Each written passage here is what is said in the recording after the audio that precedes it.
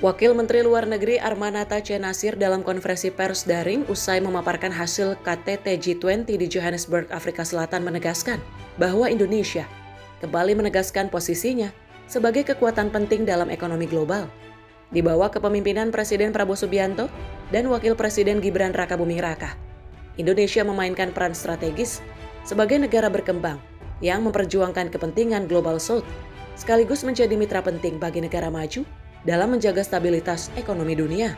KTT G20 yang berlangsung pada 22 November menegaskan semakin sentralnya peran negara berkembang dalam menentukan arah kebijakan ekonomi global. Armanata menyoroti bahwa 3 tahun terakhir, kepemimpinan G20 dipegang oleh negara berkembang. Indonesia pada tahun 2022, India 2023, dan Afrika Selatan 2025. Sehingga suara Global South semakin terdengar.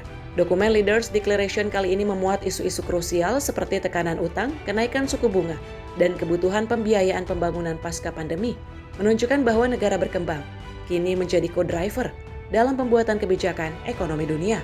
Bahwa ini KTT G20 di Afrika Selatan menutup rangkaian kepemimpinan negara-negara berkembang dari Global South. Dan dengan ini menunjukkan bahwa Global South tidak saja menjadi penonton dalam tata kelola global khususnya di bidang ekonomi, tapi juga menjadi co-driver, bahkan juga menjadi penentu. Hal ini bisa dilihat dari hasil Leaders Declaration yang disepakati, yang halamannya cukup panjang kali ini, tapi juga memuat banyak sekali isu-isu yang menjadi kepentingan negara berkembang, seperti halnya terkait dengan penanganan utang, isu-isu terkait dengan disaster risk reduction, tantangan terhadap global financial international system, itu juga menjadi perhatian. Nah, selanjutnya juga yang menjadi penting di sini bahwa salah satu langkah yang diambil oleh oleh Presiden G20, Ketua G20 tahun ini adalah melakukan review terhadap peran G20 selama 20 tahun terakhir. Jadi G20 20 at 20.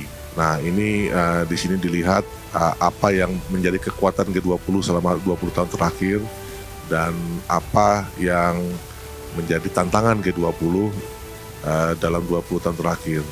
Ini diharapkan dapat membantu Ketua G20 selanjutnya untuk menentukan arah G20 ke depan. Selain membahas isu prioritas negara berkembang, G20 juga melakukan evaluasi menyeluruh terhadap perannya sejak krisis ekonomi 2008. Peninjauan ini dilakukan untuk memastikan forum tetap relevan menghadapi tantangan ekonomi global yang semakin kompleks dan meningkatkan efektivitasnya sebagai platform kerjasama internasional yang memberikan dampak nyata bagi seluruh anggotanya. Tim redaksi Sinpo TV melaporkan.